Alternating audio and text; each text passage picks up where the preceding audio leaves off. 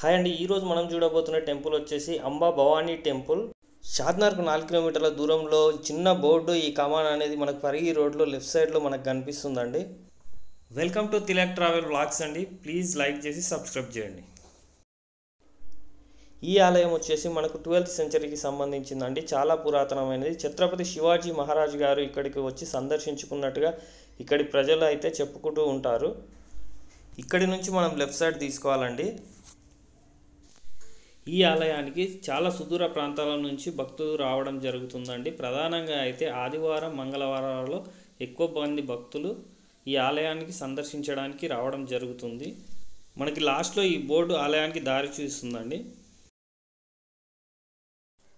మొత్తానికైతే అంబా భవానీ టెంపుల్ మనం చేరుకున్నామండి. మనకు కనిపిస్తున్నది అంబా భవానీ టెంపుల్. ఇక్కడ కోరిన కోరికలు తీరితే యాటలు కోసి బోనాలు చేసి కుటుంబ సమేతంగా బంధువులందరినీ పిలుచుకొని అమ్మవారికి బోనాలు సమర్పిస్తారండి. ఈ ఆలయానికి ప్రత్యేకత వచ్చేసి రాతితో చేసిన ఈ ఆలయ స్తంభాలు చాలా అంటే చాలా హైలైట్ అండి.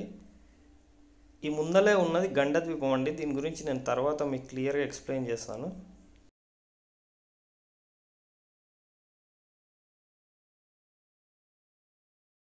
ఇప్పుడు ఆలయ బ్యాక్ సైడ్ నుంచి అయితే మనం చూడడం జరుగుతుందండి. గోపురం అయితే ఆకాశాన్ని అంటే చాలా అందంగా ఉంది. ఈ ఆలయం కింది భాగం వచ్చేసి 12th సెంచరీలో నిర్మించిన గుడి అండి. దానిపైన ఈ గోపురం వచ్చేసి మరమ్మతులు చేసి కలర్లతో చాలా చక్కగా అలంకరించారు. ఇక్కడ దేవి నవరాత్రులలో పూజలు ఘనంగా జరుగుతాయండి.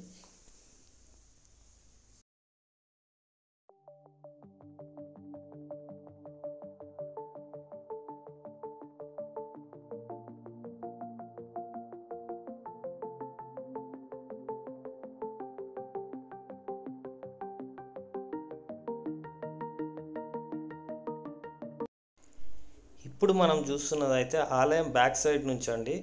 చాలా అంటే చాలా ఓపెన్ ప్లేస్ ఉంటుంది. అందుకే కుటుంబ సమేతంగా వచ్చి ఇక్కడ పండుగలా జరుపుకొని కోరిన కోరికలు తీరిన వెంబడే బోనాలు సమర్పిస్తారు.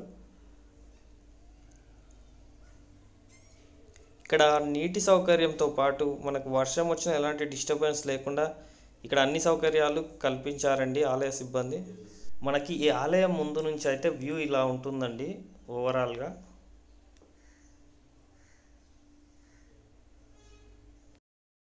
ఈ ఆలయంలో ప్రధానంగా 2 చెట్లు ఉన్నాయండి. ఈ 2 చెట్లు చాలా ఏళ్ళ ఏజ్ కలిగి ఉంటాయి.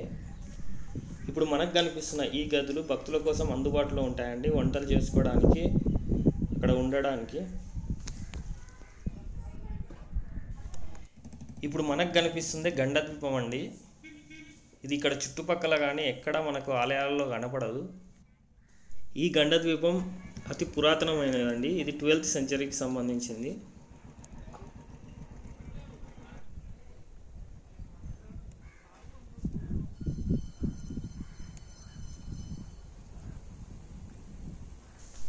ఇక్కడికి విచ్చేసిన భక్తులకు అమ్మవారి దర్శనంతో పాటు శివుడి దర్శనం కూడా లభిస్తుందండి.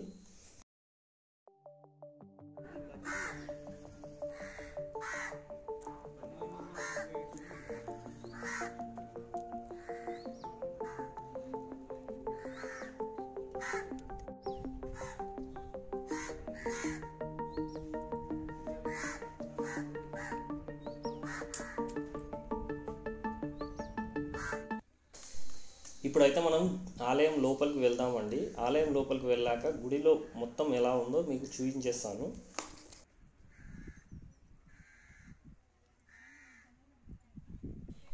ఇక్కడ గండద్వీపం ముందే ఇంకో ద్వీపాన్ని మనం చూడవచ్చండి.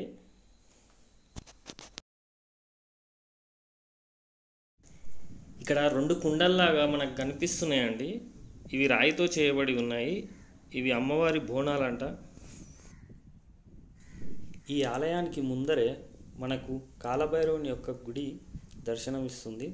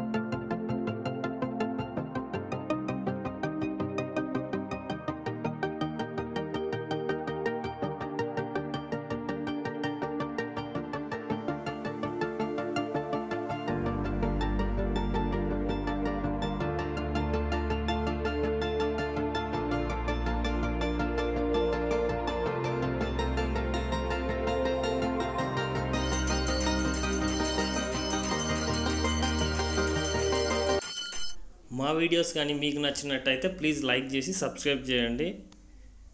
మాకు మీ సపోర్ట్ చాలా అవసరం.